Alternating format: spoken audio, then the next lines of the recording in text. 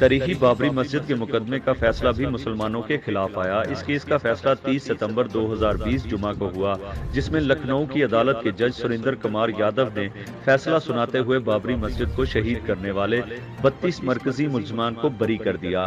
اس case میں کئی بھارتی بیوروکریٹ اور سابق نائب بھارتی وزیر اعظم لال کرشن اڈوانی سمیت 49 لوگوں کو بھارتی CBI نے ملزم ٹھہرایا تھا۔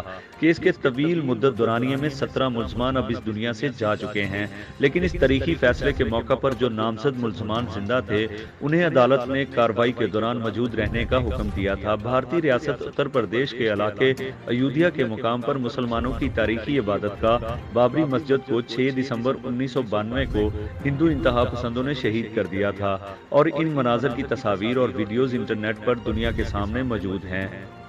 جسے شک ہو وہ ان مناظر کو دیکھ سکتا ہے۔ ہندو انتہا پسندوں اور ان کے شر پسند سرکرداؤں نے 28 برس پہلے سازش رچی اور مسلمانوں کی قدیم اور تاریخی بابری مسجد کو بڑے منظم انداز میں شہید کیا۔ بعد ازاں سرکاری سرپرستی میں ہندو مسلم فسادات کی آگ بھڑکائی گئی، جس میں 2000 مسلمان شہید اور درجنوں زخمی ہوئے۔ بابری مسجد کی شہادت کا کیس پچھلی 3 دہائیوں سے بھارتی عدالتوں میں زیر سماعت تھا، اور اس میں 3 بڑے مقدمات سمیت 5 درجن کے قریب ذیلی مقدمات کی سنوائی ہوتی رہی۔ اب اس کے ڈرامائی اختتام کو کسی بڑے طوفان کا پیش خیمہ کہا جائے تو برا نہیں ہوگا، کیونکہ جس طرح سے ٹھوس اور واضح ثبوت کے باوجود اس مقدمے کے تمام مرکزی ملزمان کو چھوڑا گیا ہے، اس سے مذہبی فرقہ واریت، مسلکی اناد، اقلیتی غم و غصہ کو ہوا ملے گی۔ بھارت کی سابقہ حکومتوں میں بابری مسجد کے کیس میں پیش رفت کا نہ ہونا بھارت کے قومی مفاد میں تھا، جس کی وجہ سے کشمیر سمیت اہم امور میں ہمیں سختی کا پہلو نظر نہیں آتا۔ سابقہ حکومتوں کو جو قیادتیں ملی تھیں ان میں ایسے اذہان موجود تھے جو عالمی ذہن سازی کے حامل دور کے تقاضوں سے ہم آہنگ اور کسی طور نفرت انگیز رجحان سے بچاتے رہنے میں مصروف عمل رہے۔ دونوں ممالک کے درمیان اہم امور میں کوئی قابل قدر اضافہ نہیں ہوا۔ ایسے اہم بین الاقوامی امور کے ایشوز میں ہر حکومت نے ٹال مٹول کی پالیسی اپنائی اور یہ معاملہ اس صفحے سے آگے نہیں بڑھ سکا، لیکن کسی نے بھی اس حد تک جنونیت کا مظاہرہ نہیں کیا تھا جتنا مودی سرکار کر رہی ہے۔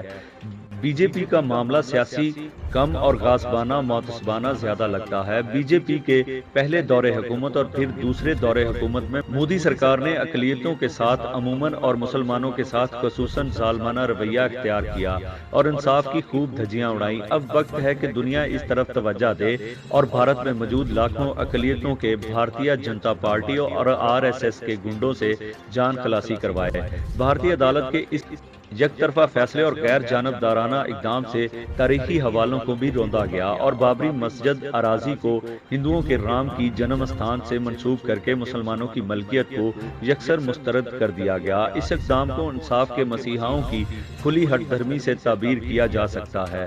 بھارتی عدالت نے اسی سال بابری مسجد کی جگہ پر رام مندر کی تعمیر کا حکم نامہ جاری کیا تھا، جس کا سنگ بنیاد نریندر مودی نے رکھا تھا۔ مودی کی بھارتیہ جنتا پارٹی کے فرقہ پرست ذہنیت کسی سے ڈھکی چھپی نہیں۔ گجرات میں مسلمانوں کا قتل عام بھی اسی مودی کی اما اور خواہش پر ہوا تھا، لیکن اب جب سے مودی نے مرکز میں زمام اقتدار سنبھالی ہے، اسی وقت سے بابری مسجد کی طرف ان کی میلی آنکھیں جم سی گئی تھیں۔ مودی نے اپنی دوسری باری میں انتخابی مہمات کے دوران عوام سے کشمیر کو بھارت کا اٹوٹ انگ بنانے کا وعدہ کیا تھا، جسے گزشتہ سال اگست میں کشمیر کے قانونی حیثیت ختم کر کے پورا کر دیا تھا۔ اس غیر قانونی عمل سے لاکھوں کشمیریوں کی آزادی کو جبری قید میں بدل دیا گیا۔ آرٹیکل 370 اور A35 کے خاتمے کے بعد کشمیریوں 13-14 ماہ سے لاک ڈاؤن اور محصورین جیسی زندگی گزارنے پر مجبور کر رکھا ہے۔ بھارت کشمیر میں من مانیاں کر رہا ہے اور نہتے کشمیری مسلمانوں پر ظلم و ستم کر کے مقبوضہ وادی میں انسانی حقوق کی دھجیاں اڑا رہا ہے۔ بھارت کی اسی انسانی حقوق کی پامالی کو مد نظر رکھتے ہوئے ایمنسٹی انٹرنیشنل نے بھارت میں اپنے دفاتر بند کرنے اور کام روکنے کا اعلان کر دیا ہے۔ یہ تمام قارئین بھارت کے حقیقی انتہا پسندانہ سوچ کی نفی نہیں کر سکتے۔ مسلمانوں کی قدیم اراضی اور مذہبی عبادت گاہ کو دن کی روشنی میں مسمار کر دینا مذہبی تشدد کو بھڑکانے کے زمرے میں آتا ہے، اور اس کام میں RSS کے گنڈے شامل ہیں۔